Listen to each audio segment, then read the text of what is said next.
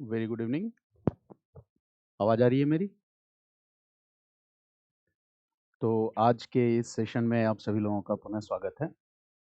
कल हमने आधुनिक भारत के इतिहास की पहली इंट्रोडक्टरी क्लास से इस चर्चा की शुरुआत की थी और वहाँ पर हमने एक बहुत ही आधारभूत विषय से आपका परिचय करवाया था और वो आधारभूत विषय ये था कि भारतीय राष्ट्रीय आंदोलन और भारतीय राष्ट्रीय आंदोलन की जो पृष्ठभूमि है इसको मैंने समुद्र मंथन की प्रक्रिया से भी जोड़कर देखा था। हालांकि मैंने बार बार ये भी बताने की कोशिश की कि समुद्र मंथन की प्रक्रिया जो है और भारतीय राष्ट्रीय स्वतंत्रता आंदोलन दोनों को आपस में जोड़ने के पीछे गहरे निहितार्थ हैं, जो आने वाली क्लासेस बाद की क्लासेस में मैं आपके साथ और भी स्पष्ट करूंगा। एकमात्र घटना समुद्र मंथन की प्रक्रिया से मैं इतिहास लेखन के विभिन्न दृष्टिकोणों को भी आपके सामने प्रस्तुत करूंगा। समुद्र मंथन की प्रक्रिया में जो अमृत है उस अमृत की तुलना भारत के स्वतंत्रता से की जा सकती है, वहीं दूसरी तरफ विष की तुलना भारत की स्वतंत्रता के साथ साथ भारत की आजादी भारत के विभाजन के साथ पूरी हुई। ये एक सच्चाई है जिसे हमें स्वीकार करना होगा। तो भारत की आजादी के साथ ही भारत का विभाजन भी हुआ और भारत की विभाजन संप्रदायवाद के विकास का परिणाम था, जिसमें हजारों लाखों लोगों को अपनी जान से हाथ धोना पड़ा। लेकिन सबसे आश्चर्य की बात यह है, भारतीय राजनीति की विडंबना यह है कि भारत को स्वतंत्रता दिलाने का श्रेय लेने के लिए तो सभी डट कर खड़े हैं कि भारत को आजादी हमने दिलाई, लेकिन इस बात की जिम्मेदारी कौन लेगा कि भारत का विभाजन क्यों हुआ? भारत के विभाजन के दौरान जिन लाखों लोगों को अपनी जान से हाथ धोना पड़ा, अपना घर बार छोड़ना पड़ा, इसकी जिम्मेदारी कौन लेगा?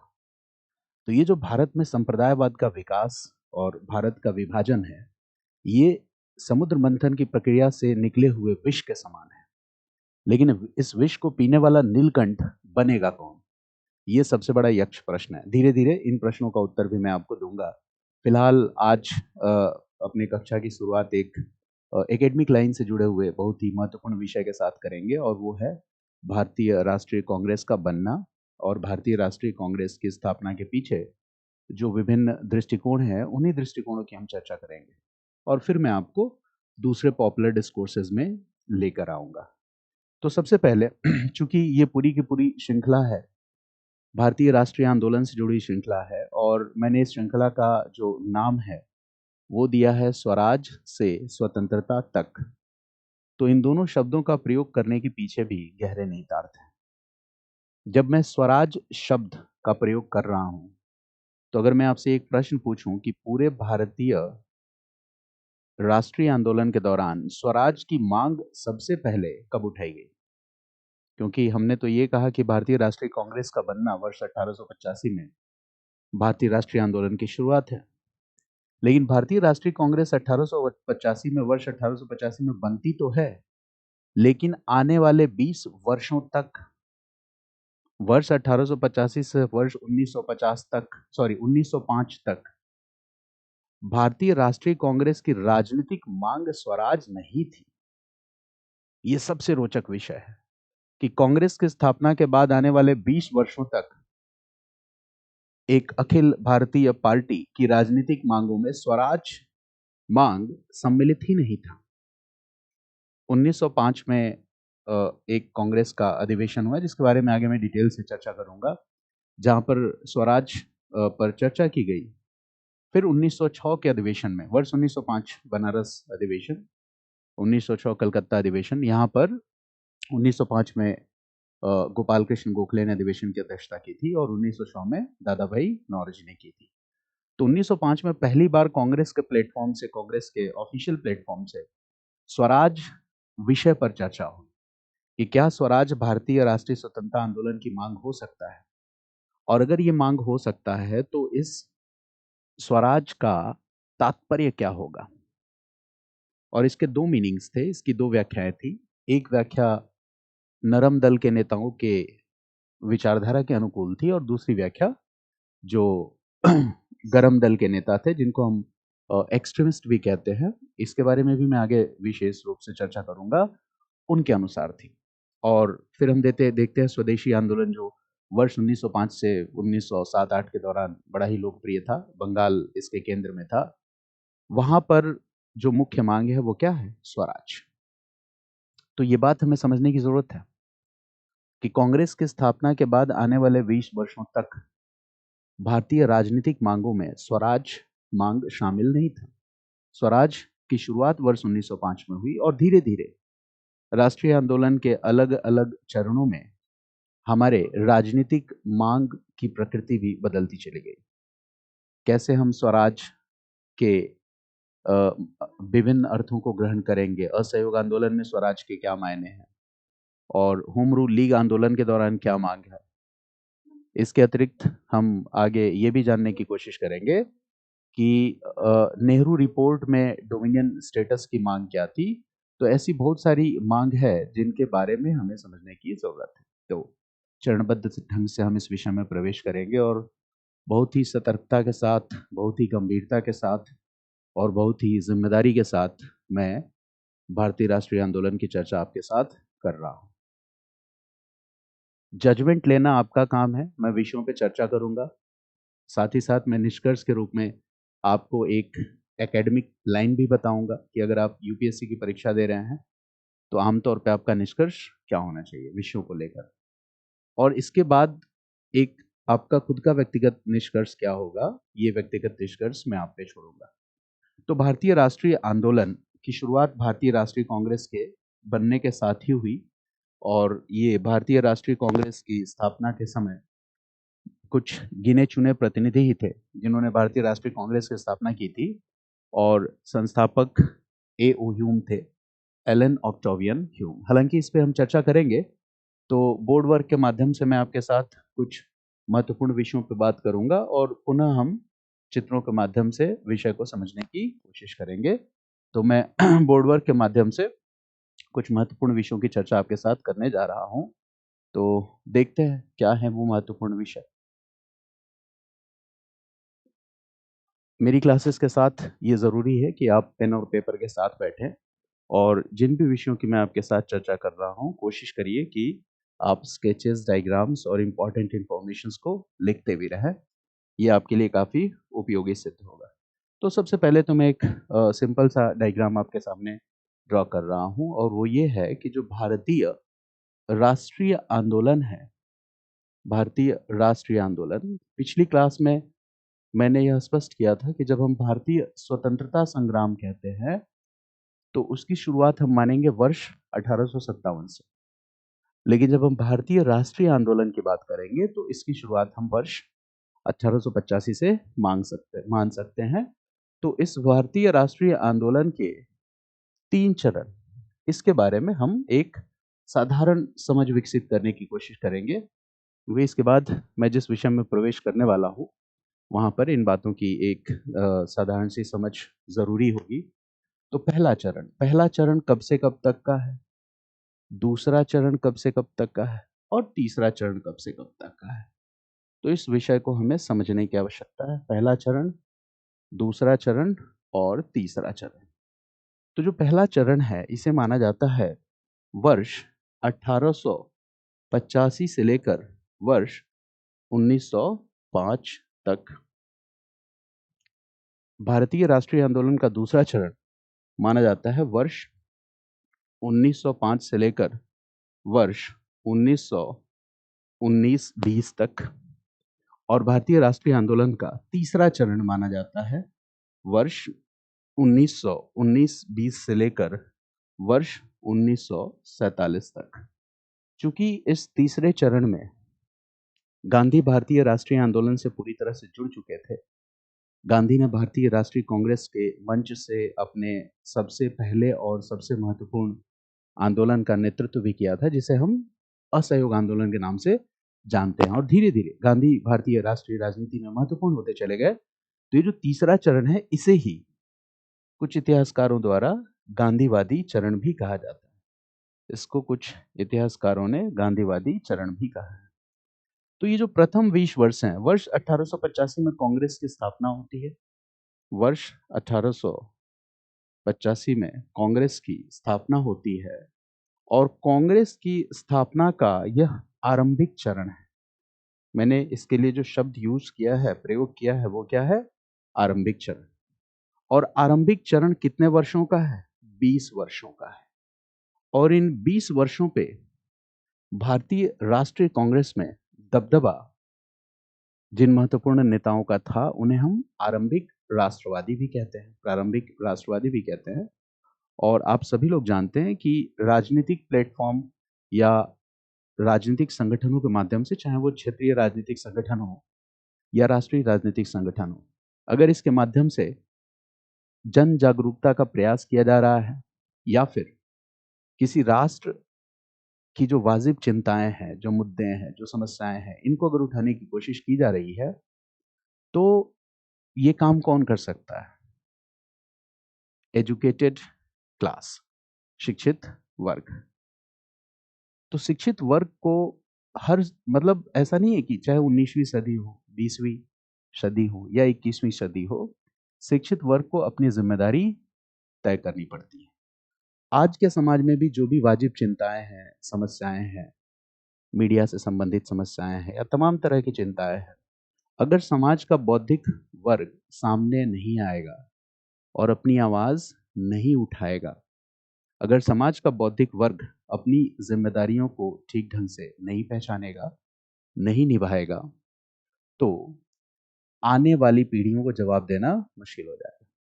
तो ये जिम्मेदारी शिक्षित वर्ग पर ही है और शिक्षित वर्ग ने इस जिम्मेदारी को उठाया। क्षेत्रीय राजनीतिक संगठनों से शुरुआत करी और एक राष्ट्रीय राजनीतिक संगठन भारतीय राष्ट्रीय कांग्रेस की स्थापना भी की। और यहाँ पे जो शिक्षित मध्यम वर्ग है, वो इलीट क्लास है, मतलब समाज का जो सबसे समृद्ध वर्ग है वो है। इस शिक्षित मध्यम वर्ग में अनेक ऐसे नेता थे जिन्होंने विदेश से शिक्षा प्राप्त की थी। उस जमाने में लंदन से शिक्षा प्राप्त करके आना ये कोई साधारण बात नहीं थी।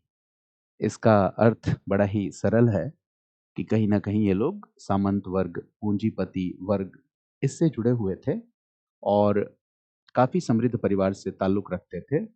और हम ऐसा भी कह सकते हैं कि ये इंग्लिश स्पीकिंग इंडियन इंटेलेक्चुअल्स थे। ऐसे बौद्धिक वर्ग से जुड़े हुए लोग थे, है ना। अंग्रेजी में बातचीत करते थे, इनका बोलना, इनका रहन सहन, इनका विचार, है ना, अंग्रेजियत से काफी प्रभावित था। लेकिन अंग्रेजी शासन और औपनिवेशिक शासन ने जो भेदभाव परक माहौल तैयार किया, उस भेदभाव परक माहौल को लंबे समय तक यह शिक्षित वर्ग स्वीकार करने के पक्ष में नहीं था। और जब इस शिक्षित वर्ग ने आवाज उठाई, तो उसी आवाज के परिणाम स्वरूप भारतीय राष्ट्रीय आंदोलन की शुरुआत भी हुई। तो इसका काफी दबदबा था। तो ये जो पहला चरण है वर्ष 1885 से 1905 तक, जिसको मैंने अभी क्लास की शुरुआत में ही कहा कि इन पहले 20 वर्षों में हमारी राजनीतिक मांग क्या थी? स्वराज हमारी राजनीतिक मांग नहीं थी। और ये बड़ा ही गंभीर और चिंताजनक विषय है कि अखिल भारतीय पार्टी जो सर्वसमावेशी है, सभी वर्गों के विचार को लेकर चल रही है, लेकिन पहले 20 वर्षों में उसकी राजनीतिक मांगों में स्वराज कहीं भी सम्मिलित नहीं है। यानी कि क्या है भारतीय राष्ट्रीय आंदोलन की मांग इस आरंभिक चरण में, पहले 20 वर्षों में, यह बहुत अस्पष्ट है, अनक्लियर है, ये वेग है, ये डिफाइंड नहीं है, ये बहुत ही कंफ्यूज्ड है। इसमें स्वराज जैसी मांग पूरी स्पष्टता के साथ नहीं दिखती है। ये सबसे महत्वपूर्ण बात है।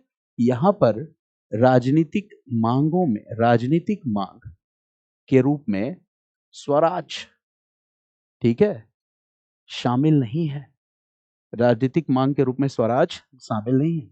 हालांकि ये आम जनता के बीच पब्लिक डिस्कोर्स का विषय है। स्वराज विषय पे आम राजनेताओं के मध्य, राष्ट्रीय नेताओं के मध्य या आम जन में स्वराज की बात हो रही है, लेकिन इस प्लेटफॉर्म से, इंडियन नेशनल कांग्रेस के प्लेटफॉर्म से स्वराज की मांग नहीं की गई।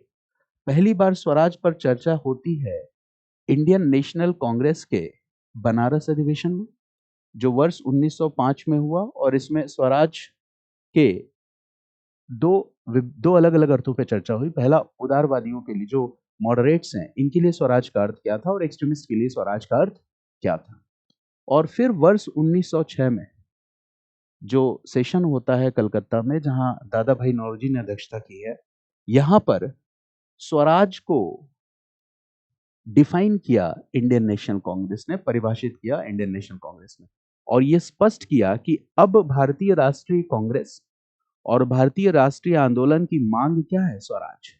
इसका मतलब ये जो दूसरा चरण है, इस दूसरे चरण में हमारे भारतीय राष्ट्रीय आंदोलन या भारतीय राष्ट्रीय कांग्रेस की प्रमुख राजनीतिक मांगों में स्वराज की मांग सम्मिलित हुई। ये चरण है, ये दूसरा चरण जहां स्वराज की मांग सम्मिलित हुई।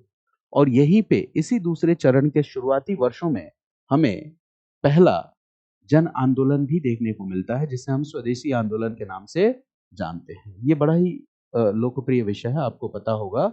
वर्ष 1905 से 1907-8 के क्रम में स्वदेशी आंदोलन की शुरुआत हुई, तो स्वराज की मांग हुई।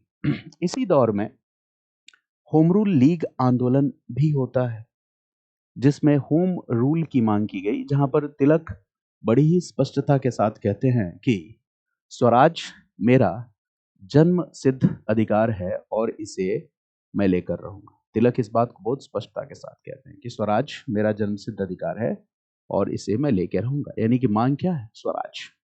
और जब यहां पर गांधी राष्ट्रीय आंदोलन से जुड़ते हैं और असहयोग आंदोलन की शुरुआत होती है, जिसका समय काल वर्ष 1920 से हम 22 मान सकते हैं, तो असहयोग आंदोलन की प्रमुख राजनीतिक मांग क्या थी?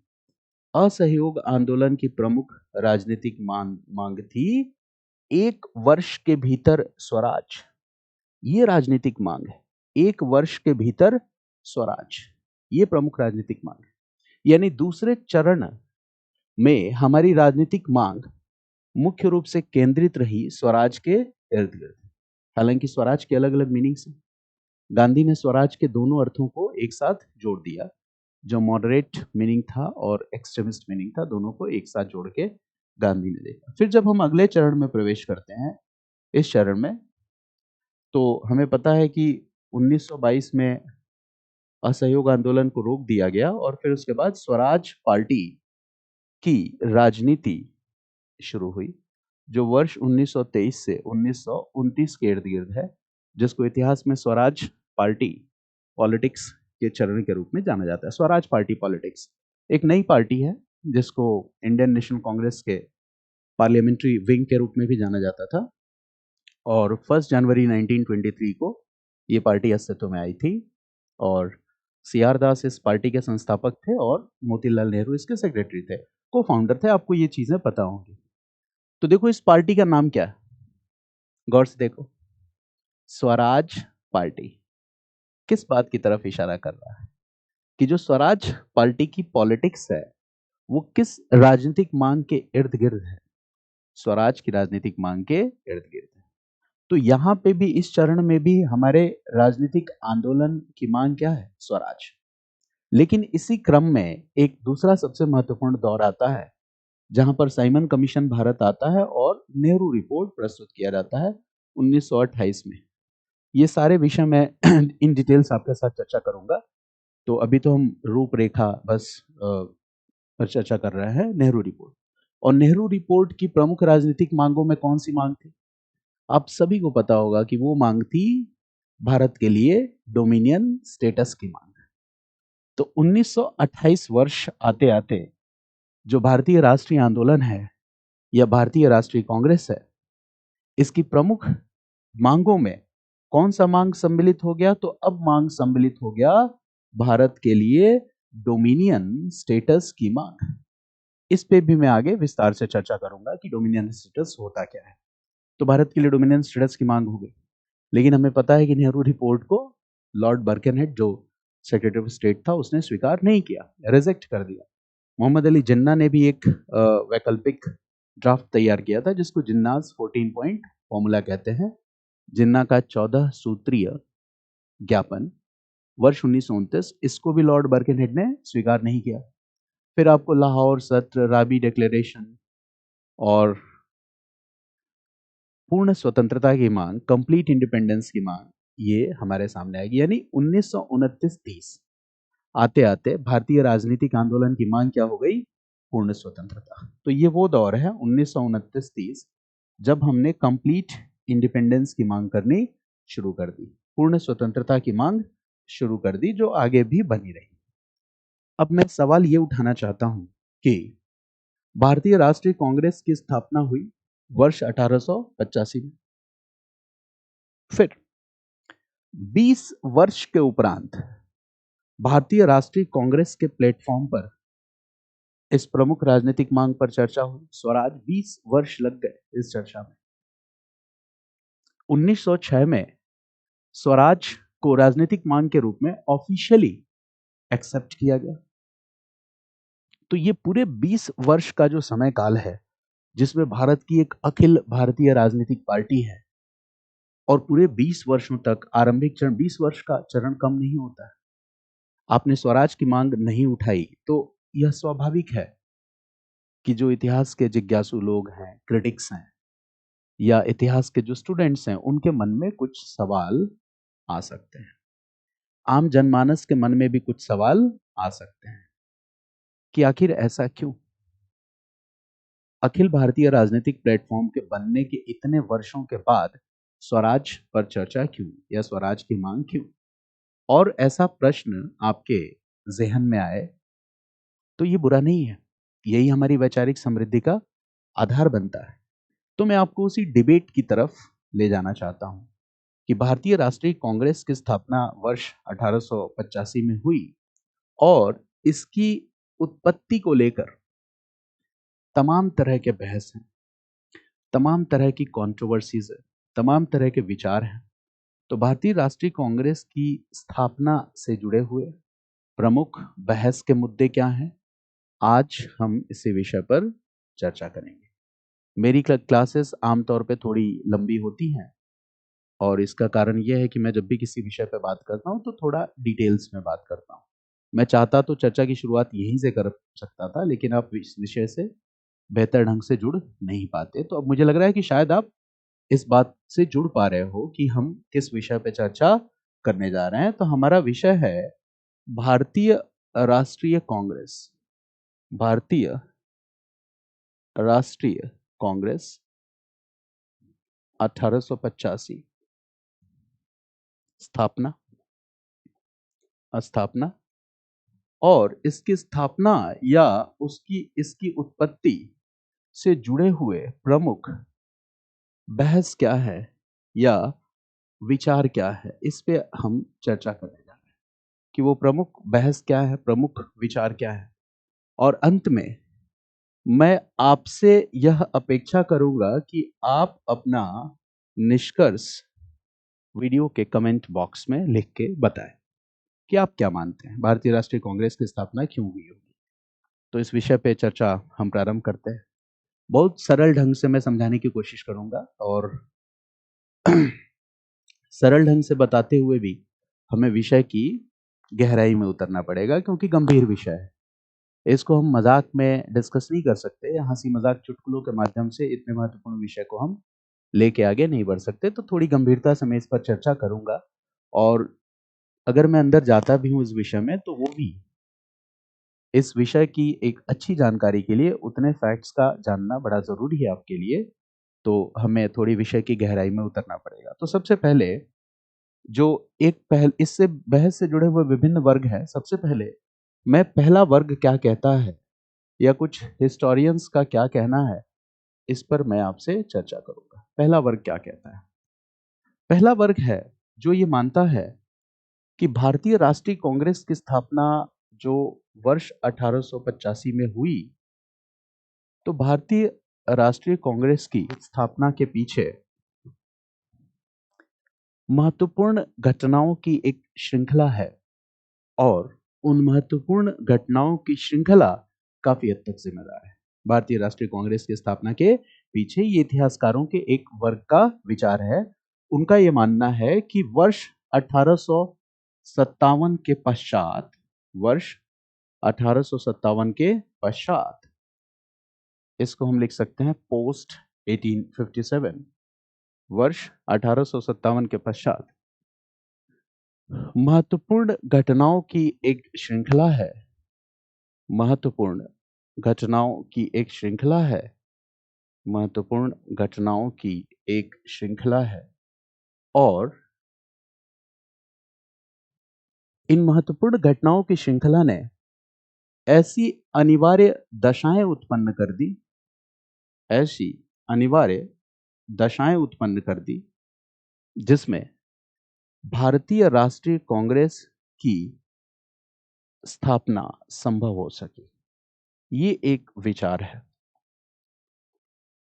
मुझे उम्मीद है आप समझ पा रहे होंगे मेरी बात को। अब मैं उन घटनाओं की श्रृंखला पे आपसे चर्चा करूंगा कि वर्ष 1857 के पश्चात महत्वपूर्ण घटनाओं की एक श्रृंखला हुई और इन महत्वपूर्ण घटनाओं की श्रृंखला ने ऐसी अनिवार्य दशाएं उत्पन्न कर दी जिससे भारतीय राष्ट्रीय कांग्रेस की स्थापना अनिवार्य हो पाई, संभव हो पाई। मतलब ये एक ऐसी प्रक्रिया थी जो इनएविटेबल थी, अत्याज्य थी। इन महत्वपूर्ण घटनाओं की श्रृंखला ने इस प्रक्रिया को जन्म दे दिया, यानी ये होना ही था। जो भी हुआ ये होना ही था, इसको किसी भी स्थिति में नकारा नहीं जा सकता था। यानी कि वर्ष 1885 में जो भारतीय राष्ट्रीय कांग्रेस की स्थापना हुई, ये कोई अकस्मात घटने वाली घटना नहीं थी। वर्ष 1850 में कांग्रेस की स्थापना कोई अकस्मात घटने वाली घटना नहीं थी। इसके पूर्व कुछ घटनाएं हो रही थी, कुछ प्रक्रियाएं थी और उन प्रक्रियाओं, उन श्रृंखलाओं ने ऐसी कंडीशंस को जनरेट कर दिया जिसमें ऐसा हुआ। और ये विचार देने वाले इतिहासकार हैं निरंजन एम खिलनानी। आप चाहें तो नाम को स्किप भी कर सकते हैं। अगर आप जीएस पढ़ रहे हैं तो नाम को स्किप कर दें, लेकिन अगर आप ऑप्शनल के विद्यार्थी हैं तो ये नाम आप लिख सकते हैं, निरंजन एम खिलनानी। ये एक इतिहासकार हैं जो इस विचार को देते हैं। दूसरे अन्य इतिहासकार भी हैं जो इस विचार के साथ साम्यता रखते हैं, जिन पे अभी हम चर्चा करेंगे। एक दूसरे इतिहासकार हैं जिनका नाम है A R Desai. A R Desai, ये भी नाम आप लिख सकते हैं। इनके विचार भी कुछ मिलते जुलते ही हैं और इनके तर्क भी निरंजन एम खिलनानी के तर्क से मिलते जुलते हैं। तो निरंजन एम खिलनानी और ए आर देसाई दोनों ने कुछ मिलते जुलते तर्क प्रस्तुत किए हैं और उन मिलते जुलते तर्कों पर मैं आपसे चर्चा करने जा रहा हूं। क्या है वो मिलते जुलते तर्क? तो सबसे पहले तो मैं ए आर देसाई का एक विचार कोट करना चाहूंगा और वो विचार क्या है? ये इतिहासकार ए आर देसाई का विचार है। और ए आर देसाई ने कहा कि वर्ष 1860 का दशक और 1870 का दशक भारत के इतिहास में एक ऐसा काल है जिसमें अकालों की बारंबारता देखी गई। रिकरेंस ऑफ फेमाइन्स, मतलब बार बार अकाल आए। और अकाल आने से क्या होगा? लोगों के जन, माल, धन, इन सब का नुकसान होगा। तो यार देसाई ने कहा कि वर्ष 1860 और वर्ष 1870 का जो दशक है, 1860 और 1870 का दशक है, यह किस बात के लिए प्रसिद्ध है? तो यह प्रसिद्ध है अकालों की बारंबारता के लिए। यह किस बात के लिए प्रसिद्ध है? अकालों की बारंबारता के लिए यह घटना प्रसिद्ध है, क्योंकि यहां पर बार बार अकाल की स्थिति देखी जा रही थी। और इनमें सबसे विभत्स अकाल, भयानक अकाल जो था, वो था वर्ष 1877 का अकाल। यानी यहाँ पे बहुत सारे अकाल की स्थिति देखी गई, कई सारे अकाल थे, लेकिन इसमें सबसे भयानक और विभत्स अकाल जो था, सबसे भयानक एवं विभत्स अकाल जो था, वो था वर्ष 1877 का अकाल। वर्ष 1877 का अकाल। इसके लिए एक आंकड़ा भी इन्होंने प्रस्तुत किया है। इनका ये कहना है कि वर्ष 1877 में जो अकाल आया, इससे लगभग 2 लाख स्क्वायर किलोमीटर का क्षेत्र प्रभावित हुआ और लगभग 36 मिलियन जनसंख्या इस अकाल से प्रभावित हुई। इससे आप अकाल की गंभीरता का आकलन कर सकते हैं कि वर्ष 1877 में आने वाले अकाल ने करीब करीब 2 लाख स्क्वायर किलोमीटर के एरिया को प्रभावित किया और साथ ही साथ इस अकाल ने करीब करीब 36 मिलियन लोगों के जीवन को नकारात्मक ढंग से प्रभावित किया। मेरी बात को आप समझ पा रहे हैं मैं क्या कहना चाह रहा हूं? विभत्स अकाल, सबसे विभत्स अकाल 1877 का अकाल। और यहां पर इन्होंने एक बात की तरफ इशारा किया और वो क्या है कि वर्ष 1877 में इतना विभत्स अकाल है और इसी वर्ष, देखो यहां पे कहीं मैंने लिखा है 1877 का अकाल, इसी वर्ष दिल्ली दरबार का आयोजन हुआ। इसी वर्ष दिल्ली दरबार का आयोजन हुआ। ये एक भव्य दरबार था और इस भव्य दरबार के आयोजन के पीछे जो प्रमुख उद्देश्य था वो ये था कि इंग्लैंड की महारानी विक्टोरिया को भारत की साम्राज्ञी घोषित करना, ये प्रमुख उद्देश्य था। कि दिल्ली दरबार जो जिसका आयोजन वर्ष 1877 में हुआ, इसका उद्देश्य क्या था कि इंग्लैंड की रानी विक्टोरिया को भारत की साम्राज्ञी घोषित करना था, एम्प्रेस घोषित करना था और उसके लिए जम के पैसे उड़ाए गए, खूब पैसा खर्च किया गया, पैसे को पानी की तरह बहाया गया दिल्ली दरबार में 1877 में। क्वीन विक्टोरिया को भारत की साम्राज्ञी के रूप में घोषित करना इसका प्रमुख उद्देश्य था। क्वीन विक्टोरिया को भारत की साम्राज्ञी के रूप में घोषित करना और पैसे को पानी की तरह बहाया गया। अब आप ये बताओ कि एक तरफ जनता अकाल से पीड़ित है, भूख से पीड़ित है, बीमारी से पीड़ित है और दूसरी तरफ सरकार भव्य आयोजन करवा रही है, पैसे को पानी की तरह बहा रही है और सरकार का ध्यान अकाल के दौरान ह्यूमैनिटेरियन सॉल्यूशंस, जो भी ह्यूमैनिटेरियन असिस्टेंस होती है, मानववादी सहायता होती है, उस सहायता को प्रदान करवाना ना होकर पूरा का पूरा फोकस कहां? ये क्या दिखला रहा है? ये प्रशासन की असंवेदनशीलता को दर्शा रहा है। और याद करो वर्ष 1858 जब कंपनी का शासन समाप्त हुआ और भारत पे ब्रिटिश क्राउन का शासन स्थापित हुआ, जिसको आप क्वीन विक्टोरियाज प्रोक्लेमेशन भी कहते हो, 1 नवंबर 1858 पढ़ा भी होगा आपने। वहां पे क्या दावा किया गया था कि अब ब्रिटिश सरकार भारतीय जनता को ब्रिटिश जनता के समकक्ष ट्रीट करेगी, यानी ब्रिटिश जनता और भारतीय जनता दोनों के मध्य किसी भी प्रकार का भेदभाव नहीं किया जाएगा। ये एक बहुत बड़ी बात है।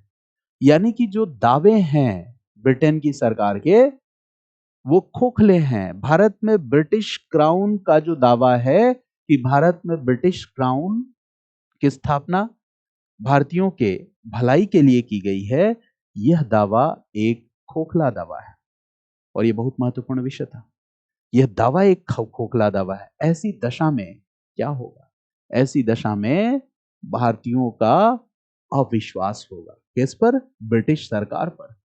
कि भारत में ब्रिटिश सरकार के दावे कुछ और हैं और व्यवहारिक रूप से ब्रिटिश सरकार जब उन दावों पे मतलब दावों को निभाने की बात आ रही है तो कहीं ना कहीं ब्रिटिश सरकार अपनी जिम्मेदारियों से भाग रही है।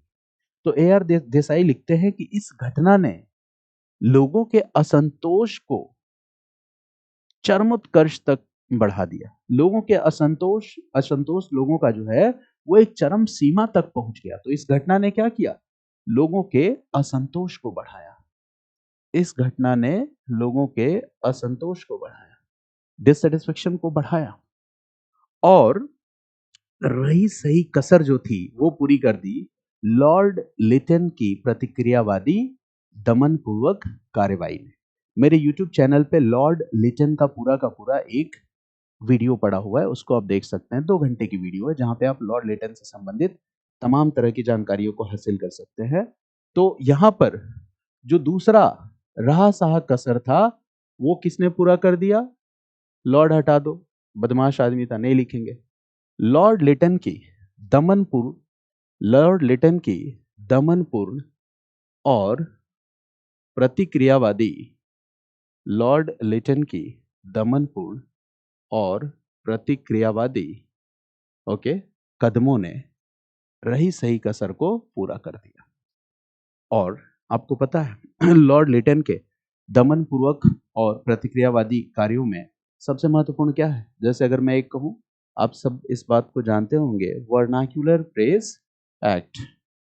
वर्नाक्यूलर का मतलब क्या होता है? देशी भाषा।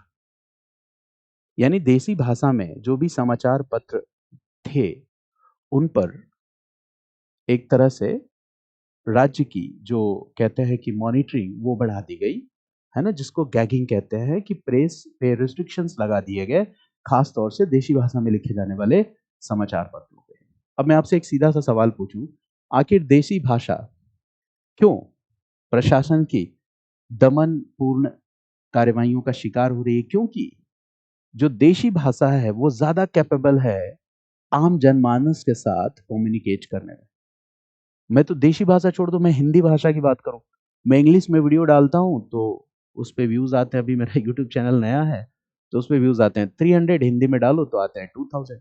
मतलब नया यूट्यूब चैनल होने के बावजूद, क्योंकि हिंदी से ऑडियंस ज्यादा बेटर कनेक्ट कर पाती है, इंग्लिश से थोड़ा कम।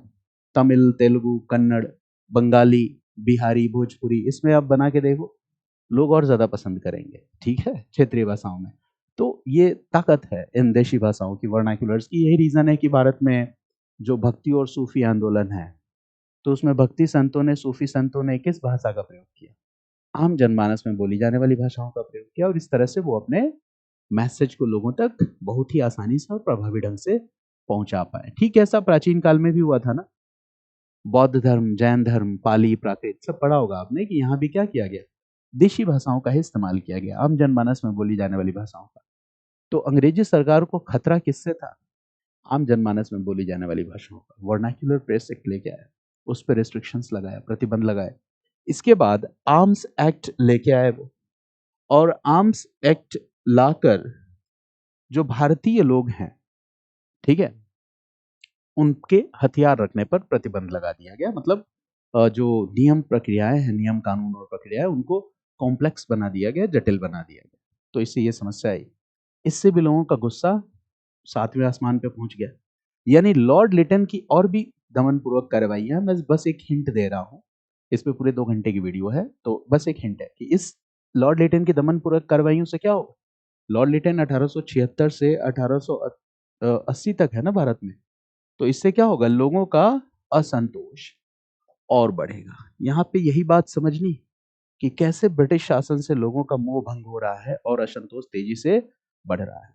इसके बाद एक और घटना होती है जिसको इतिहास में आप इल्बर्ट बिल के नाम से जानते हो। इल्बर्ट बिल कंट्रोवर्सी, वर्ष 1883। ये भी आपको पता है क्या है इल्बर्ट बिल कंट्रोवर्सी? तो जो वायसराय लॉर्ड रिपन था, लॉर्ड रिपन भारत में कब तक है? लॉर्ड रिपन है, लॉर्ड रिपन का समय काल है 1880 से लेकर 1884, लॉर्ड रिपन है। और लॉर्ड रिपन के, है ना, जो वायसराय की जो काउंसिल थी उसका लॉ मेंबर था ये इल्बर्ट, ठीक है। इल्बर्ट जो था, सर सी इल्बर्ट भी कहते हैं, तो he was the law member, वो लॉ मेंबर था इल्बर्ट। और एक बिल इंट्रोड्यूस किया गया, और इस बिल ने क्या करने की कोशिश की? तो इस बिल ने जो क्रिमिनल जुरिस्डिक्शन है,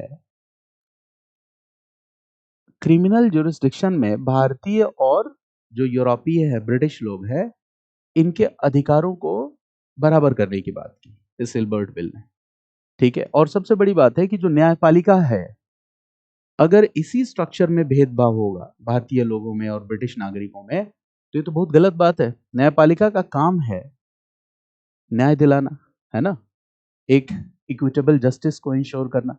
लेकिन यहाँ पे क्या था? यहीं पे भेदभाव था, सिस्टम में ही भेदभाव था कि भारतीय नागरिक और यूरोपीय नागरिक, ब्रिटिश नागरिक, कहीं ना कहीं न्याय प्रणाली में दोष था। यहाँ तक कि न्यायाधीशों के की जो शक्तियां थी वो भी समकक्ष नहीं थी। ब्रिटिश न्यायाधीशों की शक्तियां कुछ ज्यादा थी भारतीय न्यायाधीशों के वनिस्पत, और नियम कानून प्रक्रियाएं इतनी जटिल थी कि जो निर्णय थे वो आमतौर पर किसके पक्ष में आते थे? अगर विवाद की स्थिति में एक पार्टी ब्रिटिश है, ब्रिटिश नागरिक है, तो फैसले आमतौर पे किसके पक्ष में आते थे? ब्रिटिश नागरिकों के पक्ष में आते थे। तो ये भेदभावपूर्ण व्यवस्था थी। तो इल्बर्ट बिल को लाकर इस भेदभावपूर्ण व्यवस्था को खत्म करने की कोशिश की गई, लेकिन अंग्रेजों को ये बात पसंद नहीं आई। वही अंग्रेज जो ये दावा कर रहे थे कि हम सिविलाइजिंग मिशन पे निकले हैं, भारत और अन्य दूसरे देशों में हम सभ्यता के जनक हैं, या हम एक बेहतरीन सिविलाइज सोसाइटी बनाने निकले हैं, ये वही लोग हैं जब न्यायपालिका में एक भेदभाव परक व्यवस्था को समाप्त किया गया तो ये विरोध पे उतर आए, इल्बर्ट बिल के विरोध पे उतर आए और वापस लेना पड़ा इसको। हालांकि भारतीयों ने भी इल्बर्ट बिल के समर्थन में एजुटेशन किया, तो इसीलिए इसको हम कहते हैं कंट्रोवर्सी, क्योंकि भारतीयों का वर्ग क्या कर रहा था? इल्बर्ट बिल को सपोर्ट कर रहा था। यूरोपियंस क्या कर रहे थे? ब्रिटिश क्या कर रहे थे? इल्बर्ट बिल का विरोध कर रहे थे। तो इससे कंट्रोवर्सी क्रिएट हो गई, जिसको हम इल्बर्ट बिल कंट्रोवर्सी के नाम से जानते हैं। तो जब ये इल्बर्ट बिल कंट्रोवर्सी हो रही थी, तो फिरोज शाह मेहता एक स्पीच दे रहे थे, और एक स्पीच फिरोज शाह मेहता बड़े ही महत्वपूर्ण आरंभिक राष्ट्रवादी नेताओं में से एक हैं। तो फिरोज शाह मेहता ने अपने स्पीच के दौरान ये बात कही, इल्बर्ट बिल कंट्रोवर्सी से जोड़ के मैं इसको बता रहा हूं। उन्होंने ये कहा कि आखिरकार ब्रिटिश सरकार ने यह साबित ही कर दिया कि इल्बर्ट बिल से जुड़े हुए मुद्दे पर भारतीयों को बोलने का कोई अधिकार नहीं है। यानी ब्रिटिश सरकार जो औपनिवेशिक शासन की वैधता को सिद्ध करने के लिए रोज नए नए दावे प्रस्तुत करती है, उसने ये साबित कर दिया कि ब्रिटिश सरकार के अधीन किसी भी उपनिवेश में किसी भी व्यक्ति को बराबरी का दर्जा कभी भी नहीं मिल सकता। यानी ब्रिटिश रूल के अंतर्गत अगर आप ये सोच रहे हैं कि ब्रिटिश सब्जेक्ट और इंडियन सब्जेक्ट्स दोनों को समान रूप से ट्रीट किया जाएगा, तो यह आपकी सबसे बड़ी भूल है। ब्रिटिश नागरिक और भारतीय नागरिक दोनों में भेदभाव होगा। ब्रिटिश नागरिकों को विशेषाधिकार मिलेगा। यानी अंग्रेजी शासन जो ये दावा कर रहा था कि हम भारतीय नागरिक और ब्रिटिश नागरिकों के मध्य कोई भेदभाव नहीं करेंगे, उनके ये दावे क्या है? पूरी तरह से खोखले हैं। ये बात उन्होंने साफ साफ कही। और याद करो दादा भाई नौरोजी को, उन्होंने जब ऐसे लिखा poverty and un British rule in India, तो क्यों इस शब्द का प्रयोग किया दादा भाई नौरोजी ने? Un British rule, British rule, un British rule, क्या मतलब है दोनों का? इसका मतलब ब्रिटेन में है ब्रिटिश रूल और इंडिया में ब्रिटिश रूल है, बट उसका नेचर क्या है, उसकी प्रकृति क्या है? Un British. 1858 के बाद भारत में ब्रिटिश शासन था, तो दावा क्या है कि भारत में ब्रिटिश शासन है, लेकिन ये ब्रिटिश शासन वैसा नहीं है जैसा कि ब्रिटेन में। भारत में ब्रिटिश शासन की प्रकृति कैसी है? ये अन ब्रिटिश नेचर की है। यानी कि दादा भाई नौरोजी ने भी इस विभेद को बहुत प्रभावी ढंग से लिखा। कहा ब्रिटिश सरकार के दावे जो हैं वो सत्य नहीं है। ब्रिटिश सरकार भारतीय नागरिकों के साथ भेदभाव कर रही है।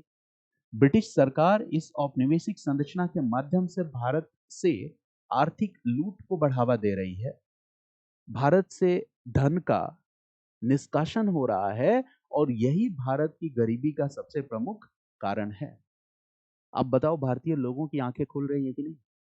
इन सभी चीजों की वजह से भारतीय लोगों की आंखें खुल रही थी। रही सही कसर पूरी कर दी एक अंग्रेज ऑफिसर ने। वो बेचारा एक आर्टिकल लिख रहा था, नाम था उसका टी.आर. मेटकॉफ, और उसने अपने आर्टिकल में लिखा, उसने ये लिखा कि no matter how far Indian employment may be extended, the ultimate controlling power had always to remain in the hands of British people. इससे कोई फर्क नहीं पड़ता कि आप एक भारतीय होकर कितने सर्वोच्च पद पर प्रतिष्ठित हैं, कोई फर्क नहीं पड़ता इससे। आप चाहे जितने उच्च पद पर आसीन हो, आप भारतीय हैं, तो आप इस बात को ठीक ढंग से समझ लीजिए कि जो सर्वोच्च शक्ति है वो हमेशा किसके हाथों में संकेंद्रित रहेगी? तो वो सर्वोच्च शक्ति हमेशा ब्रिटिश अधिकारियों के हाथ में केंद्रित रहेगी, और ब्रिटिश अधिकारियों के माध्यम से ब्रिटिश सत्ता भारत पर अपने सर्वोच्च नियंत्रण को बनाए रखेगी। तो ये बहुत बड़ी बात थी। अच्छा, ऐसी स्थिति में लोगों का असंतोष दोबारा कहां पहुंच जाएगा? लोगों का असंतोष पुनः बढ़ेगा, पुनः बढ़ेगा। यानी कि भारतीय समाज के जो विभिन्न वर्ग हैं, वो ब्रिटिश शासन की नीतियों से इतने ज्यादा असंतुष्ट हो चुके थे कि ऐसा लग रहा था कि भारतीय समाज एक ऐसी स्थिति में है जिसमें वो ब्रिटिश सरकार के विरुद्ध एक विप्लव करेगा, विद्रोह करेगा, या उसका गुस्सा कभी भी फूट सकता है। इस तरह का माहौल बना था। यानी कि 1857 के बाद, फिर से मैं स्पष्ट कर रहा हूं, 1857 में तो हम जानते हैं 1857 की क्रांति हुई थी, लेकिन इसके बाद भारतीय राष्ट्रीय कांग्रेस के बनने के बीच में भारतीय जनमानस की स्थिति क्या थी? तो भारतीय जनमानस पूरी तरह से असंतुष्ट था और उसकी असंतुष्टि अपने चरम पर थी। वो एक्सप्लोड करने के कगार पे थी। उसके अंदर गुस्सा बहुत भरा हुआ था। वो गुस्सा एक्सप्लोड होने वाला था। और दूसरी तरफ क्या हुआ? एक हिस्टोरियन है जिनके बारे में मैंने पहले भी चर्चा किया, A.R. देसाई। वही हिस्टोरियन दोबारा इस बात को लिखते हैं, हिस्टोरियन A.R. देसाई, उन्होंने दोबारा इस बात को लिखा लिखा कि ऐसी दशा में एक इंपॉर्टेंट नाम है A.O. Hume, Allan Octavian Hume. और Allan Octavian Hume British Indian civil servant था, एक सिविल सर्वेंट था जिसने सिविल सेवा, जो भारतीय सिविल सेवा थी, 1822 तक ये अपनी सर्विसेज दे रहा था एक सिविल सर्वेंट के रूप में इंडिया में। सॉरी, 1882 तक, 1882 तक ये भारत में अपनी सर्विसेज दे रहा था एक सिविल सर्वेंट के रूप में। अच्छा बताओ, जब आप एक सिविल सर्वेंट बनोगे तो क्या आपको एक अच्छी जानकारी नहीं होगी भारतीय समाज की मानसिकता की? आपकी तो पहुंच दस्तावेजों तक भी होगी, रिकॉर्ड्स तक भी होगी। तो एओ ह्यूम की पहुंच कुछ महत्वपूर्ण दस्तावेजों तक हुई। एओ ह्यूम को कुछ सीक्रेट रिपोर्ट्स मिले। ये बात कौन कर रहा है? A.R. Desai. A.R. Desai, A.R. Desai का कहना है कि एओ ह्यूम को कुछ सीक्रेट रिपोर्ट्स मिले, कुछ सीक्रेट रिपोर्ट्स मिले। और ये कुछ सीक्रेट रिपोर्ट्स जो थे, इन सभी रिपोर्ट्स की लगभग 7 ऐसी प्रतियां थी, वॉल्यूम्स थी, जो एओ ह्यूम को मिले थे। और इन सभी रिपोर्ट्स में ये बार बार कहा गया था कि भारत में जो भारतीय है, इनका असंतोष, डिससेटिस्फेक्शन निरंतर बढ़ता चला जा रहा है। भारतीयों का असंतोष निरंतर बढ़ता चला जा रहा है। और इस बढ़ते हुए असंतोष के कारण भारत में अंडरग्राउंड कॉन्स्पिरेशनल ऑर्गेनाइजेशन, बढ़ते हुए underground conspirational organisation under the British Raj, under the British Raj, यानी इस बढ़ते हुए असंतोष के कारण भारत में, ठीक है, ब्रिटिश राज के विरुद्ध लोगों की भावनाएं कंसोलिडेट हो रही हैं, अंडरग्राउंड एक्टिविटीज हो रही हैं। मतलब लोग प्लान बना रहे हैं कि भारत में ब्रिटिश सत्ता को डीस्टेबलाइज कैसे किया जाए, अस्थिर कैसे किया जाए। कुछ कॉन्स्पिरेशनल ऑर्गेनाइजेशंस हैं जो इसके लिए काम कर रही हैं। वो किन कॉन्स्पिरेशनल ऑर्गेनाइजेशंस की बात कर रहा है?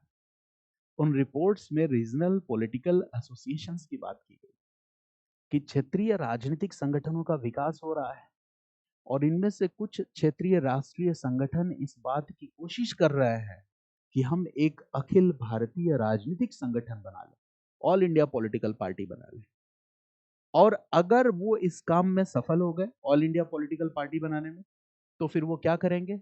भारतीय जनमानस में पनप रहे असंतोष को एक अभिव्यक्ति प्रदान कर देंगे और ऐसी दशा में भारत में ब्रिटिश राज की स्थिरता के समक्ष संकट उत्पन्न हो जाएगा। ये उन रिपोर्ट में लिखा हुआ था। एओ ह्यूम भागा भागा गया, लॉर्ड डफरिन से मिला। ये बात A.R. देसाई लिखते हैं कि लॉर्ड डफरिन से मिलने के बाद, ओके, उसने चर्चा की, कहा भाई ये तो गड़बड़ हो जाएगा, लोगों का गुस्सा सातवें आसमान पे है, कहीं ऐसा ना हो कि हमें 1857 की क्रांति जैसी क्रांति की पुनरावृत्ति को झेलना पड़े। 1857 की जो क्रांति थी अंग्रेजों के लिए बहुत ही खतरनाक थी। तो इस बात का डर हो गया कि कहीं उस 1857 की क्रांति की पुनरावृत्ति को न झेलना पड़ जाए। ठीक है, डफरिन के साथ उसने चर्चा की। डफरिन ने कहा कोई तरीका निकालो। डफरिन ने एओ ह्यूम से क्या कहा, कोई तरीका निकालो। एओ ह्यूम रिटायर हो गया 1882 के बाद। जब आदमी सर्विस से रिटायर होता है तो क्या करता है, ठीक है, ग्राम सभा की मीटिंग होती है वहां भी चला जाएगा, कोई बच्चा आईएएस बन के आएगा तो उसके स्वागत समारोह में चला जाएगा, मंच पे कहीं भाषण देने चला जाएगा, ठीक है, किसी दुकान का उद्घाटन करने चला जाएगा। एओ ह्यूम की भी हालत कुछ ऐसी थी। 1882 में सेवानिवृत्त हो चुका है। और इसके बाद इसने क्या किया, एआर देसाई ने लिखते हैं कि एआर देसाई ने ये लिखा कि इसने ये सोचा, एओ ह्यूम ने ये सोचा कि अगर एक ऑल इंडिया पॉलिटिकल पार्टी की स्थापना हो जाए, ठीक है, क्या एओ ह्यूम की मान्यता है, विचार है कि अगर ऑल इंडिया पॉलिटिकल पार्टी बन जाए, अभी तक इंडिया में कोई ऑल इंडिया पॉलिटिकल पार्टी नहीं थी, रीजनल पॉलिटिकल एसोसिएशन थे। तो इसका मानना है कि अगर कोई ऑल इंडिया पॉलिटिकल पार्टी बन गई तो भारतवर्ष के कोने कोने में, मतलब भारत एक बड़ा देश है, तो पता नहीं कि पता चले नागालैंड के एक गांव में ब्रिटिश सरकार के विरुद्ध असंतोष पनप रहा है, वहीं अहमदाबाद के एक शहर अहमदाबाद में असंतोष पनप रहा हो, छत्तीसगढ़ या मध्य प्रदेश के किसी एक हिस्से में, यूनाइटेड प्रोविंस के किसी एक हिस्से में, सेंट्रल प्रोविंस के किसी एक हिस्से में असंतोष पनप रहा हो, तो जब वो असंतोष पनपेगा तो लोग कांटेक्ट किसको करेंगे, अपने ऑल इंडिया पॉलिटिकल ऑर्गेनाइजेशन को। जैसे आप तैयारी करने के लिए दूर कहीं रह रहे हो घर से, लेकिन कोई भी समस्या आती है तो कांटेक्ट किसको करते हो, अपने पेरेंट्स को। तो वैसा ही कुछ होगा कि हिंदुस्तान के किसी भी कोने में अगर लोगों के मन में असंतोष बहुत ज्यादा व्याप्त हो जाएगा तो उस असंतोष का प्रस्फुटन विद्रोह के रूप में हो सकता है। तो अगर अखिल भारतीय राजनीतिक पार्टी होगी और देश के किसी कोने में कहीं भी विद्रोह की ज्वाला प्रज्वलित हो रही है तो वो लोग सबसे पहले कांटेक्ट किसको करेंगे, इस ऑल इंडिया पॉलिटिकल पार्टी को कांटेक्ट करेंगे और ऑल इंडिया पॉलिटिकल पार्टी के सामने अपनी समस्याओं को रखेंगे, क्योंकि पॉलिटिकल पार्टी का काम है आपकी समस्याओं का समाधान करना। और इस तरह से ब्रिटिश गवर्नमेंट को आसानी से इस बात का पता चल जाएगा कि हिंदुस्तान के किस कोने में किस प्रकार का असंतोष व्याप्त है और उस असंतोष को कम करने के लिए क्या उपाय किए जा सकते हैं या उस असंतोष के दमन के लिए क्या उपाय किए जा सकते हैं। ठीक है, इसके लिए ब्रिटिश सरकार आसानी से काम कर सकेगी। तो इस तरह से हम उस असंतोष को आसानी से क्या कर सकते हैं, सप्रेस कर सकते हैं। और अगर हम उस असंतोष को सप्रेस करने में सफल हो गए तो ऐसी दशा में हम 1857 की विद्रोह जैसे व्यापक विद्रोह की पुनरावृत्ति को क्या कर सकते हैं, रोक सकते हैं। तो एआर देसाई का कहना है कि ये डिस्कशन किसके किसके बीच में हुआ, ये डिस्कशन डफरिन और एओ ह्यूम के मध्य में हुआ। और इस एओ ह्यूम को यह भी लग रहा था कि ये जो ऑल इंडिया पॉलिटिकल फोरम होगा, इस पॉलिटिकल फोरम के माध्यम से हमें हर बात की सूचना आसानी से प्राप्त हो जाएगी और इस तरह से हम किसी भी प्रकार की एनार्किक पॉलिटिकल एक्टिविटी, अराजकतावादी गतिविधियों को आसानी से नियंत्रित कर सकते हैं। दूसरी चीज, भारत में इस समय जो भी उथल पुथल हो रहा था, उस उथल पुथल का नेतृत्व कौन कर रहा था, उस उथल पुथल का नेतृत्व कर रहा था भारत का शिक्षित वर्ग। तो अगर ब्रिटिश सरकार, एओ ह्यूम अखिल भारतीय राष्ट्रीय कांग्रेस बनाने में लोगों की मदद करेगा तो कहीं ना कहीं एक प्रभाव तो स्थापित हो ही जाएगा ना।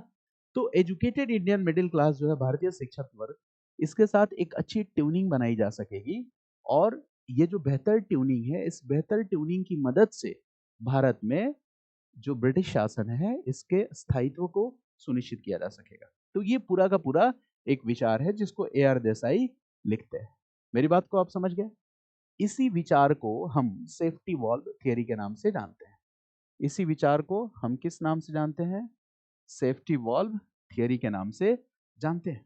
यही विचार है जिसको आप सेफ्टी वॉल्व थियरी के नाम से जानते हैं। लेकिन इतिहास में, चूंकि ये इतिहास लेखन की मैं आपसे बात कर रहा था, और इतिहास में जब आप 1885 से 1905 के बीच का चरण देखोगे तो यहाँ पे आप पाओगे कि बेसिकली दो समूह है। एक समूह को हम मॉडरेट्स कहते हैं, है ना, नरमपंथी कहते हैं, और एक समूह को हम एक्सट्रीमिस्ट कहते हैं, गरमपंथी कहते हैं।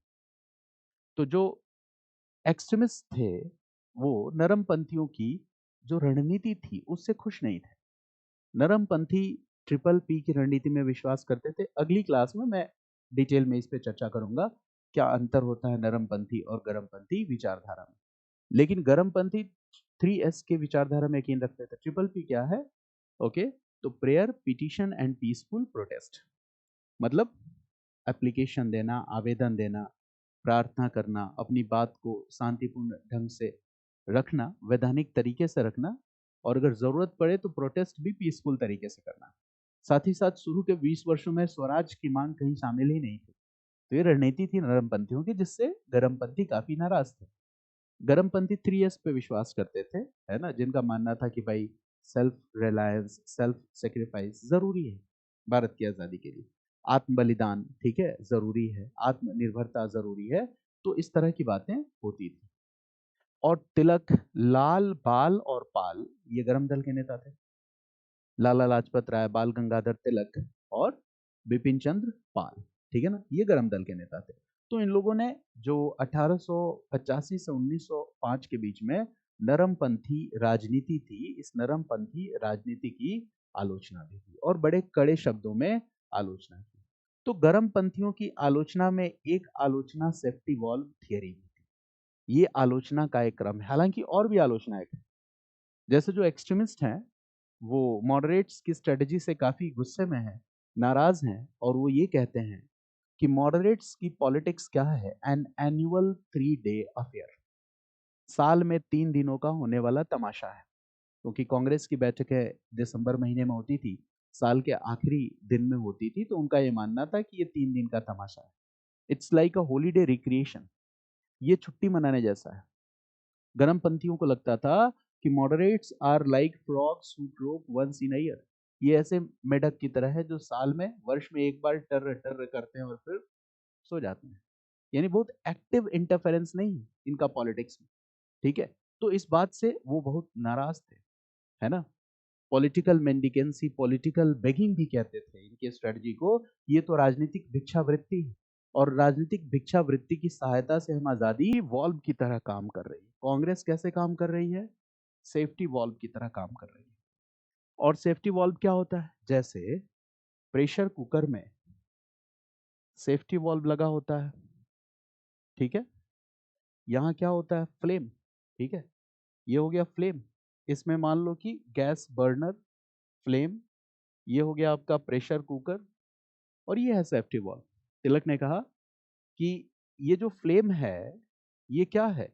ये है colonial rule, colonial rule, discriminatory colonial rule, oppressive colonial rule. और प्रेशर कुकर के अंदर क्या होता है? यहाँ पे गैस बनेगी, कंप्रेस होगी। तो ये गैस क्या है? डिससेटिस्फेक्शन ऑफ इंडियंस, भारतीय लोगों का असंतोष। तिलक ने कहा कि ब्रिटिश शासन के परिणाम स्वरूप भारतीय लोगों के मध्य असंतोष दिन प्रतिदिन क्या होता चला जा रहा है? बढ़ता चला जा रहा है। लेकिन इंडियन नेशनल कांग्रेस ने काम क्या किया है? एक सेफ्टी वॉल्व का काम किया है। और इस वजह से अगर बताओ ये सेफ्टी वॉल्व खराब हो जाए तो ये प्रेशर कुकर क्या कर जाएगा? ब्लास्ट कर जाएगा। तिलक क्या इशारा कर रहे हैं? ये safety valve Indian National Congress है, ये खराब नहीं, ये ठीक काम कर रहा है। लोगों का गुस्सा जो है, उस गुस्से को एक सेफ पैसेज और सेफ डायरेक्शन प्रोवाइड करा रहा है। लोगों का जो गुस्सा है उसकी एक सुरक्षित अभिव्यक्ति, यानी कि विद्रोह को होने से रोक देना। मेरी बात समझिए, जैसे आपको बहुत गुस्सा है किसी बात पे, लेकिन आप हमारे से बात करने आए और हमने आपके गुस्से को क्या कर दिया? पेसिफाई कर दिया। हमने कहा ठीक है, इस मुद्दे को हम देख लेंगे, आप परेशान मत हो।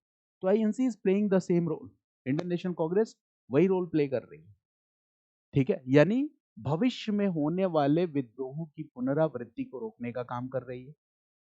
तिलक का कहना है कि ये विद्रोह इस बात में समर्थ हैं, ये विद्रोह भारत से ब्रिटिश शासन को उखाड़ फेंकने में सामर्थ्यवान है, लेकिन कांग्रेस की उपस्थिति की वजह से इन विद्रोहों की पुनरावृत्ति नहीं हो पा रही है। और तिलक ने एक फैक्ट शीट के माध्यम से ये दिखलाया कि कांग्रेस के बनने के बाद, ठीक है, जो भारत के विभिन्न हिस्सों में होने वाले विद्रोह हैं, उन विद्रोहों की जो फ्रीक्वेंसी है, उनकी जो संख्या है, उनकी जो आवृत्ति है, इसमें गिरावट हुई है।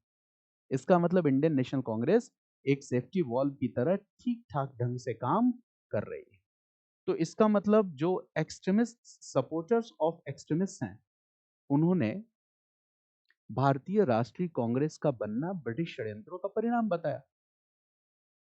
मेरी बात समझ गए? लेकिन ये जो पूरा का पूरा विचार है, देखो एक्सट्रीमिस्ट जो नरम दल गरम दल के लोग हैं, ये बात ध्यान रखना है कि मॉडरेट्स और एक्सट्रीमिस्ट एक दूसरे के दुश्मन नहीं है। ये दो दो अलग तरह की आइडियोलॉजीज हैं जो काम कर रही हैं भारत को आजादी दिलाने के लिए। और ये केवल दो आइडियोलॉजीज नहीं है, इसके अलावा भी अन्य कई सारी आइडियोलॉजीज। तो जब हम नेशनल मूवमेंट को पढ़ते हैं तो हम तुरंत भावुक हो जाते हैं। हम किसी भी एक टीम को चुन लेते हैं, टीम ए और टीम बी। हम कहते हैं नहीं एक्सट्रीमिस्ट अच्छे थे ना भाई, मॉडरेट्स अच्छे थे। आपको किसी टीम का हिस्सा नहीं बनना, आपको ये मान के चलना है कि अलग अलग विचारधाराएं, अलग अलग समूह, राष्ट्रीय नेताओं का अलग अलग वर्ग समान उद्देश्य के लिए काम कर रहा था। और वो समान उद्देश्य क्या था? स्वतंत्रता की प्राप्ति। क्या आपके परिवार में अगर 10 सदस्य हैं तो उन 10 सदस्यों की विचारधारा, सोच, कार्यशैली, संस्कृति एक जैसी है क्या? नहीं है। लेकिन उन सभी सदस्यों को अगर आप एक साथ जोड़ के देखेंगे तो उन सभी सदस्यों का जो भी सम्मिलित प्रयास होगा, वो सम्मिलित प्रयास क्या होगा? संपूर्ण परिवार की सुख समृद्धि में बढ़ोतरी। मेरी बात समझ गया ना? संपूर्ण परिवार की सुरक्षा को सुनिश्चित करना, ये उनका सम्मिलित उद्देश्य होगा। तो बिल्कुल ये नहीं सोचना है कि moderates are like team A and extremist are like team B और दोनों एक दूसरे के दुश्मन है। ये सोचना हमारी सबसे पहली भूल है।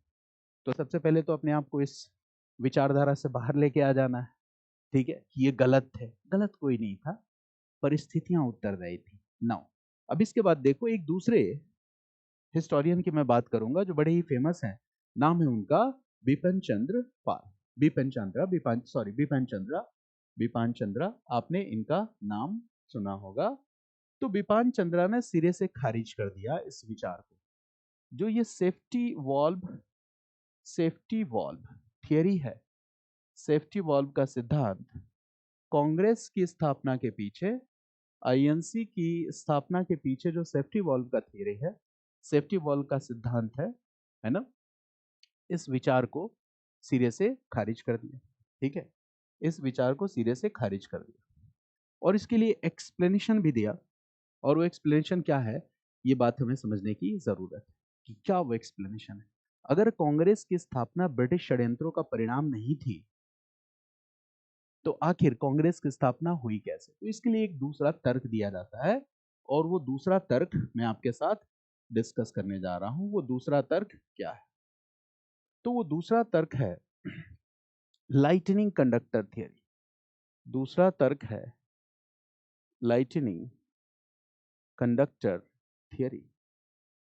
और ये लाइटनिंग कंडक्टर थियरी क्या है? तड़ित चालक का सिद्धांत भी कहते हैं इसको। लाइटनिंग कंडक्टर थियरी क्या है, इसे हम समझने की कोशिश करते हैं। तो देखो, इसमें यह बताया गया कि भारत में जो भारतीय राष्ट्रीय कांग्रेस की स्थापना 1885 में हुई, यह कोई अकस्मात होने वाली घटना नहीं थी। यह कोई अकस्मात होने वाली घटना नहीं थी। यह कोई अकस्मात होने वाली घटना नहीं थी, बल्कि यह 1830 से 1880 के दशक के मध्य, 1830 से 1880 के दशक के मध्य विकसित हो रहे, विकसित हो रहे, विकसित हो रहे क्षेत्रीय संगठनों, क्षेत्रीय राजनीतिक संगठनों, विकसित हो रहे क्षेत्रीय राजनीतिक संगठनों के क्रमिक विकास का परिणाम थी, क्रमिक विकास का परिणाम थी। ये एक विचार हो गया, इस पे मैं आपके साथ चर्चा करने जा रहा हूं कि 1885 में कांग्रेस की स्थापना ये कोई अकस्मात होने वाली घटना नहीं थी, बल्कि 1830 से 1880 के दशक में जो भारतीय राजनीति में परिवर्तन हो रहे थे, क्षेत्रीय राजनीतिक संगठनों का विकास हो रहा था, तो इन क्षेत्रीय राजनीतिक संगठनों, है ना, के क्रमिक विकास का परिणाम ये विचार था। तो इसे हम समझने जा रहे हैं, ठीक है। तो देखो क्या है इस पूरे के पूरे विचारधारा में तो देखो यहाँ पे सबसे पहले हम एक मुख्य विषय को इंडिकेट करना चाहेंगे, और वो क्या है, देखिए इसको। अच्छा, यहाँ पे थोड़ा सुधार आप लीजिए, शायद मैंने सेफ्टी वॉल्व थियरी क्या लिखा, सेफ्टी वॉल्व थियरी, ये आपने नोट किया ना, ठीक है। Safety valve theory, Lala Lajpat Rai, not Tilak, read this, Lala Lajpat Rai, Lala Lajpat Rai young India में 1916 में इस बात का जिक्र करते हैं, ठीक है।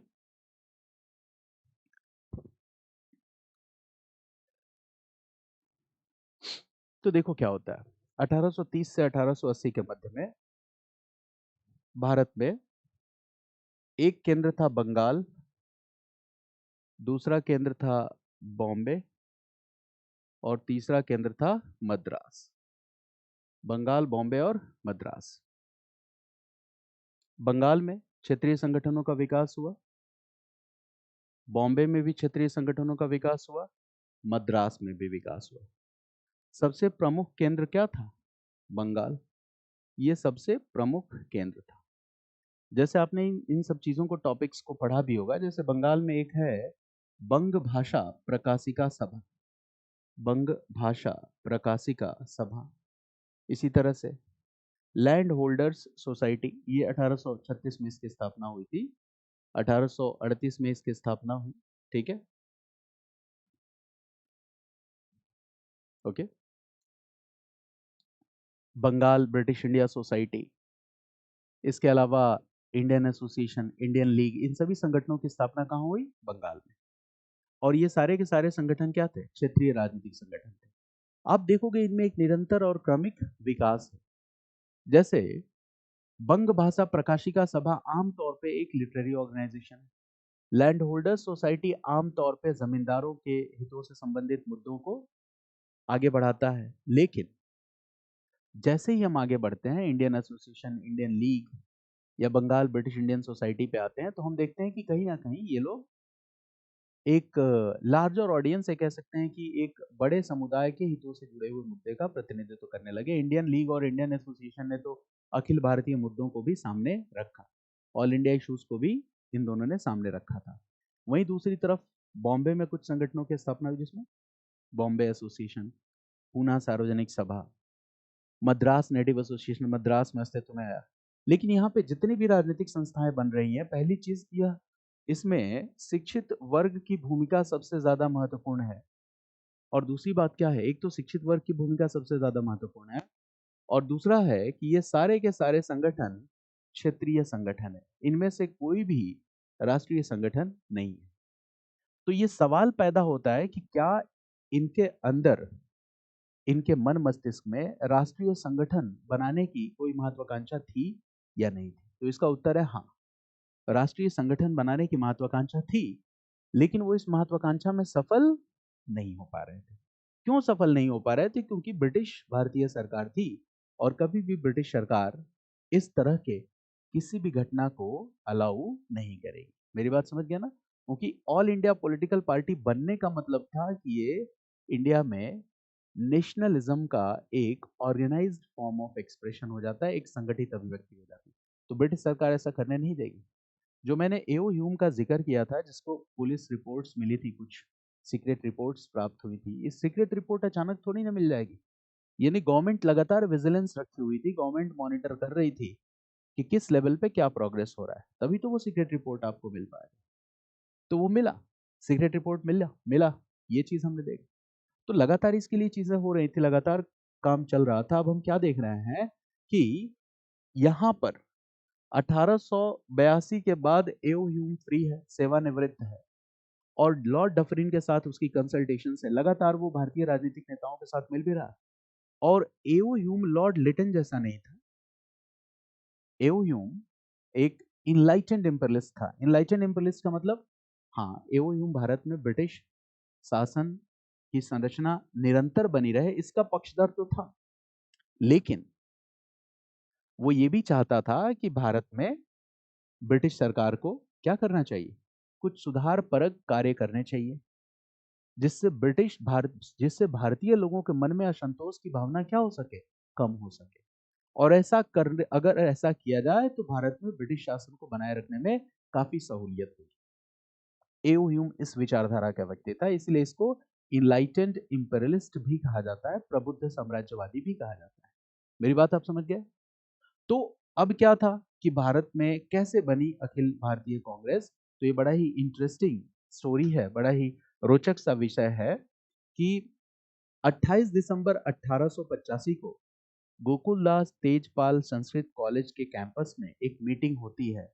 डेट है 28 दिसंबर 1885। गोकुलदास तेजपाल संस्कृत कॉलेज, इसके कैंपस में एक मीटिंग होती है। और इसी मीटिंग में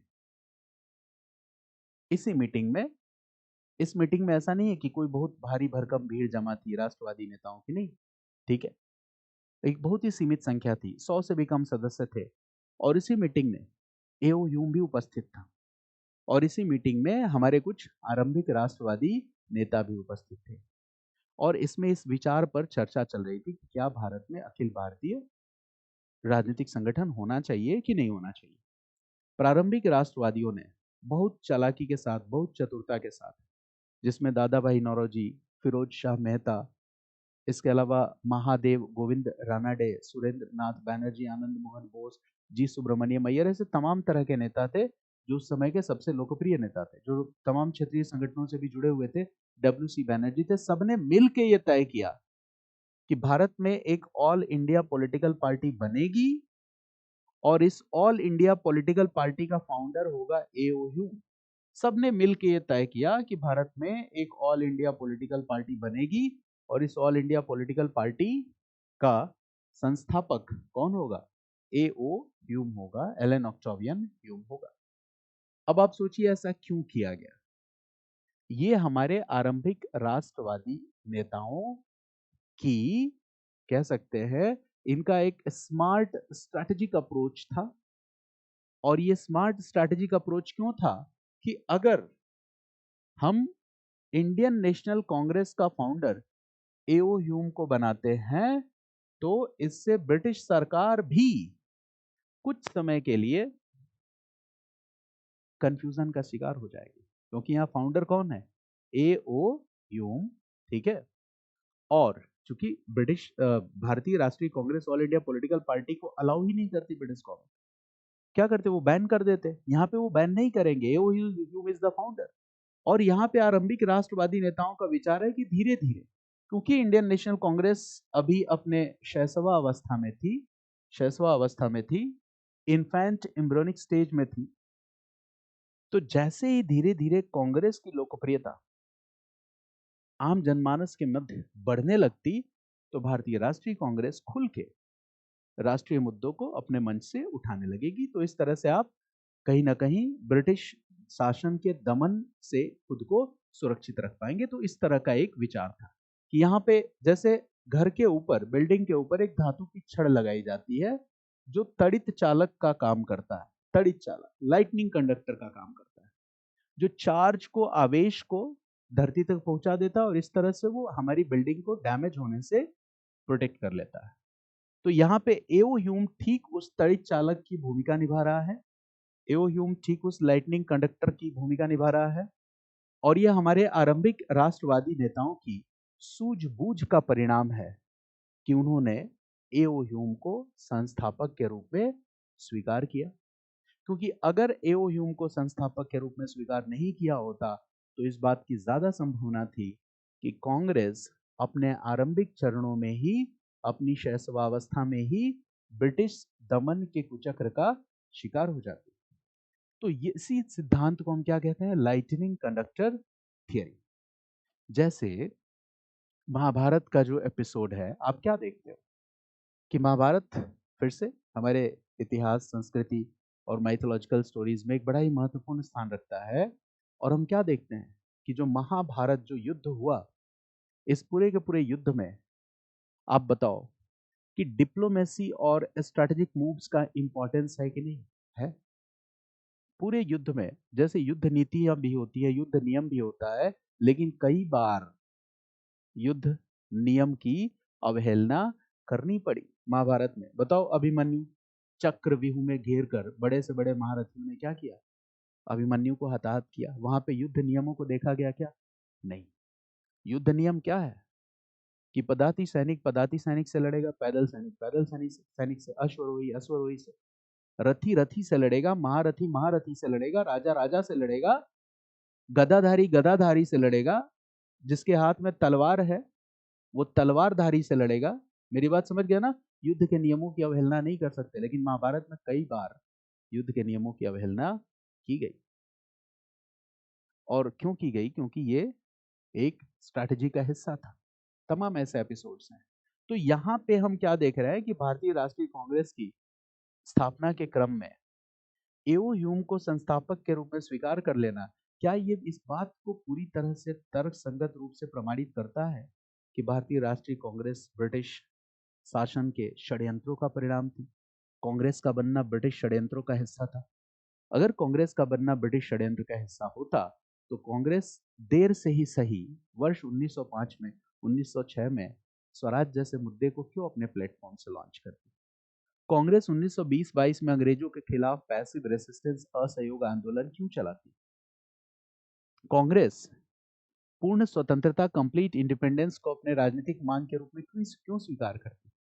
तो हम देख रहे हैं कि एक चरण है, आरंभिक चरण। जैसे जैसे वो आरंभिक चरण बीतता चला जाता है और कांग्रेस की लोकप्रियता आम जनमानस में बढ़ती चली जाती है, तो कांग्रेस क्या कर रही है?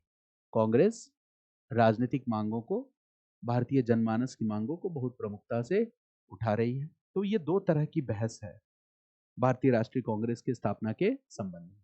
आप दोनों बहसों को समझ पाए? एक बहस क्या है? सेफ्टी वॉल्व थ्योरी, कि पहले पूरा का पूरा जो 1857 से 1880 के बीच का समय है, ये उथल पुथल का काल है। औपनिवेशिक शासन के खिलाफ असंतोष बहुत ज्यादा है।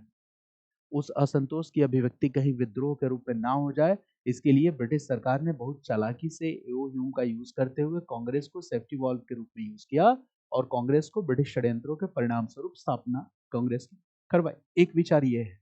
दूसरा विचार कह रहा ऐसा नहीं है, भारतीय नेता राष्ट्रीय प्लेटफॉर्म ऑल इंडिया पार्टी बनाने की कोशिश कर रहे थे, बट वो इस कोशिश में सफल नहीं हो पा रहे थे।